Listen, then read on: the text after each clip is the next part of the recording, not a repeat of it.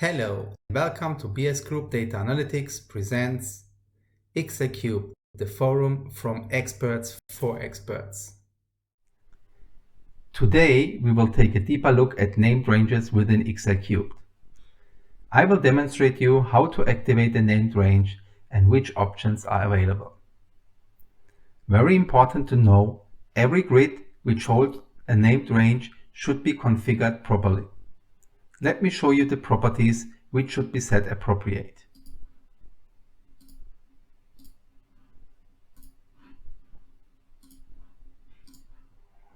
We have to turn off merge repeating column cells, merge repeating row cells, and we have to turn off drilling.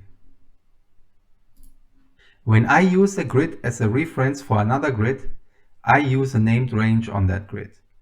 Therefore, I replace the member with the property.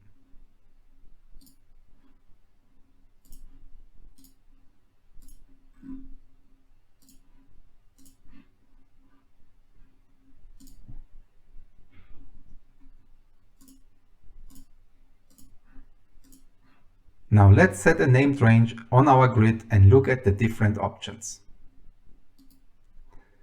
We find this on the grid properties interaction, and then there is the section named range.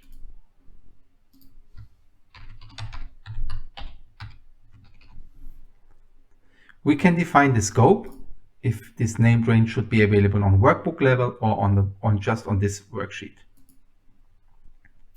So let's start with the whole grid, members, data and labels.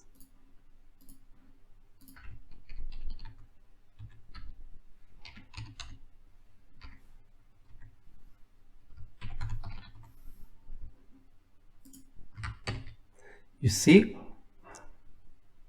this is the area for our named range.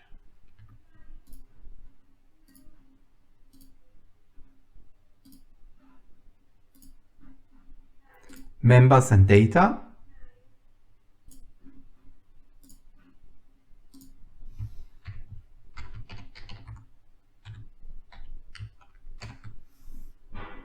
It's just this area.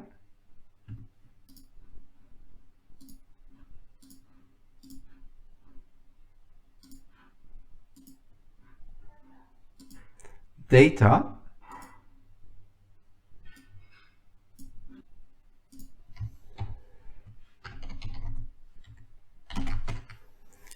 Then it's just the data section.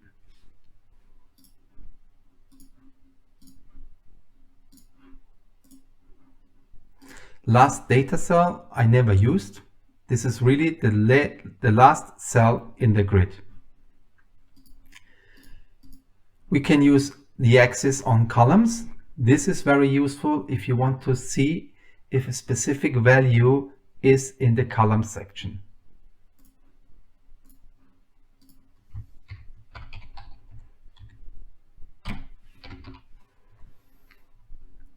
Then it's just this area for the columns.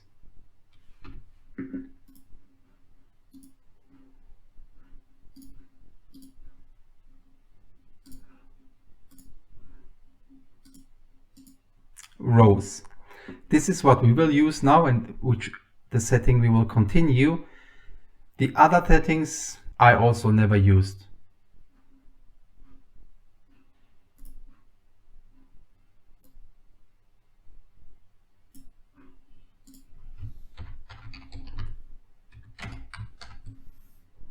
This is the one we want to use for now. So now, after we set up the named range, we can create a second grid and point to it. Important to know is when referencing a named range, just enter the name and press enter.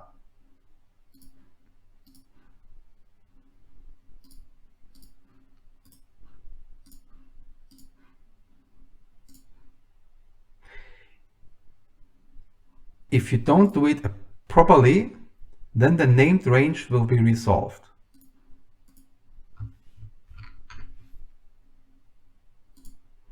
And then it will become static. That means if the grid changes, you want to reference, the values still stay static.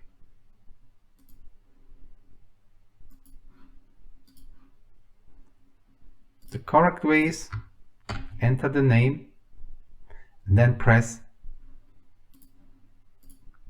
enter. And now you see the name of the named range here in the selection.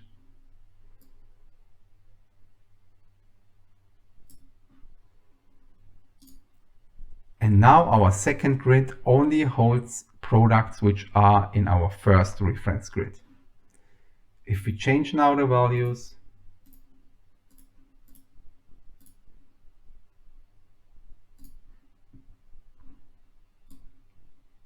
we see that both grids are changing.